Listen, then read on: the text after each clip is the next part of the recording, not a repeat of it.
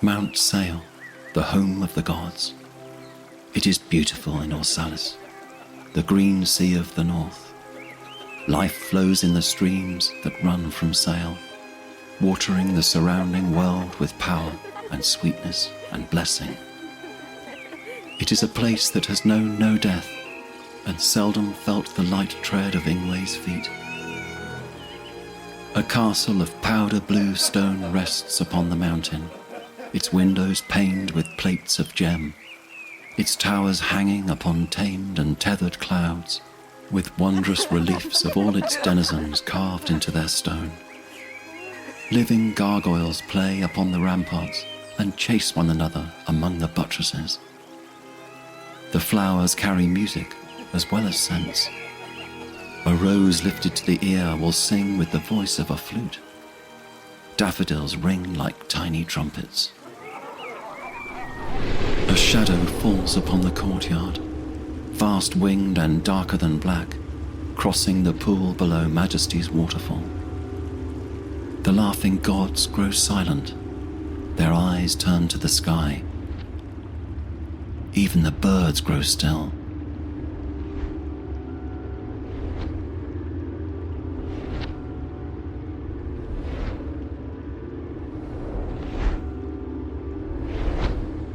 Is it him? Damned if I care. I hardly think he's here for me. He could be here for anyone. Ingway lands upon the cobbles near the citadel door. His wings fold, his shoulders hunch. He looks small and a little frail. His shadow is long in the sunlight, and his cousins give equal space to God and shadow alike.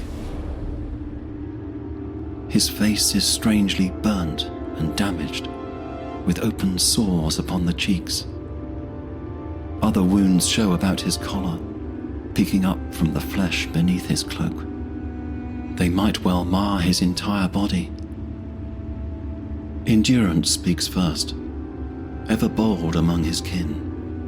His fur is braided and jangles with silver bells. His horns are capped in patterned steel. A cudgel larger than a man lolls upon his shoulder. What would you, Reaper? You can hardly think yourself welcome. There is no love lost between Ingway and the father of Minotaurs. Nonetheless, Ingway bows. He is nothing if not courteous. Dormar, father of the hardy ones, I have no quarrel with you today.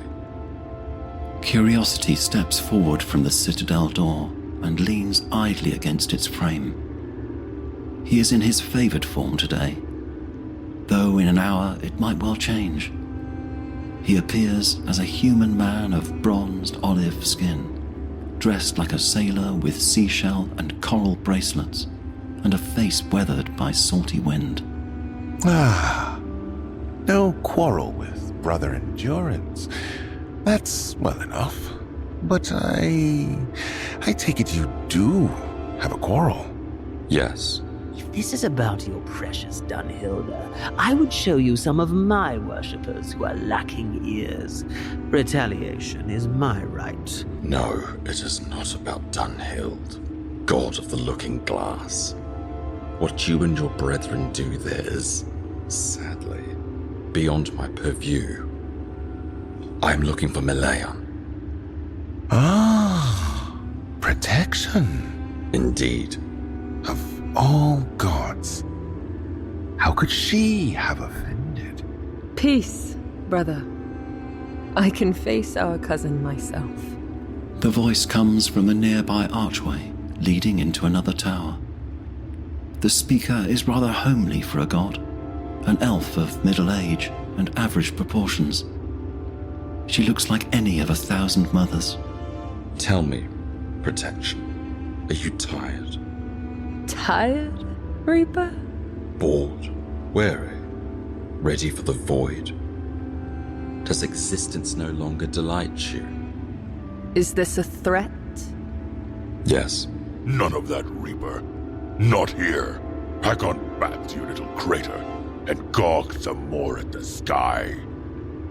This place is for Phaedra's children, not the Void's.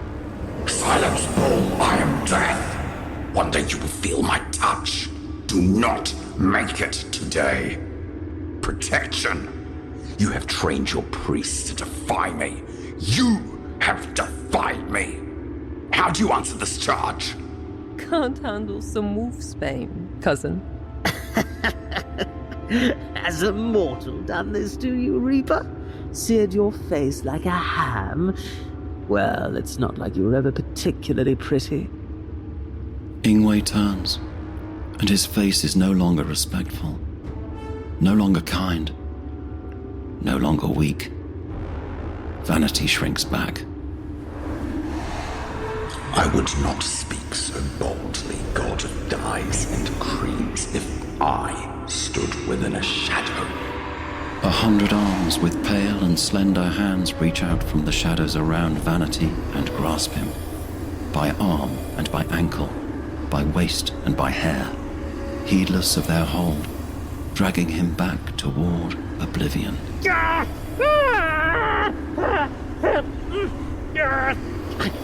Let go! How dare you, Void Spawn! Enough! You made your threat! Hardly.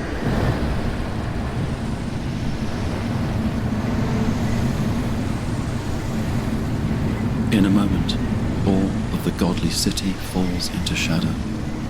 The sun blotted by 10,000 rising forms, each with its great wings unfurled, each and every one wholly and entirely Ingway, with all his power and all his presence. Ingway speaks, and 10,000 Ingways drift closer, silent and menacing. Vanity is held fast, whimpering, half his body pulled into the shadow, half remaining in its place. You forget yourselves, children of Phaedra. You forget that you are not alone who dwell on this hill and play at games of war, ruling kingdoms of men and elves and minotaurs and Ashari. You pit them against each other in japeries.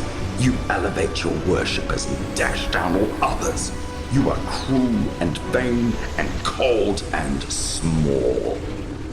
And worse, you think yourselves grand, lords above all other lords. I spit upon your station and tell you this. Death heeds no titles. Death has no compassion, no compunction.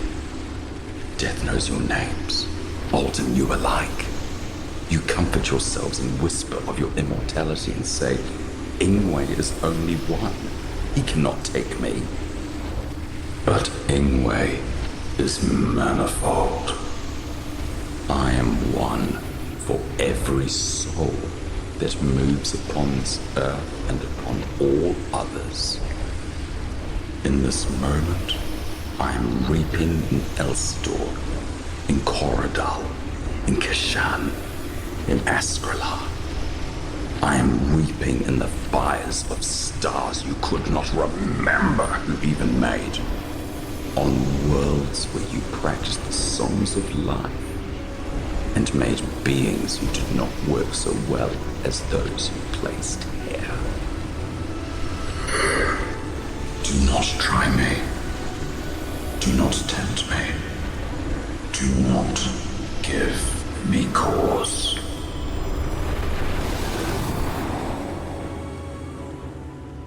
In seconds, all of Ingway's many forms depart, diving through each other's shadows, the shadows of towers and trees and gods and stones, until finally the sun shines full once more, and the birds resume their song, and Majesty's waterfall resumes its happy notes.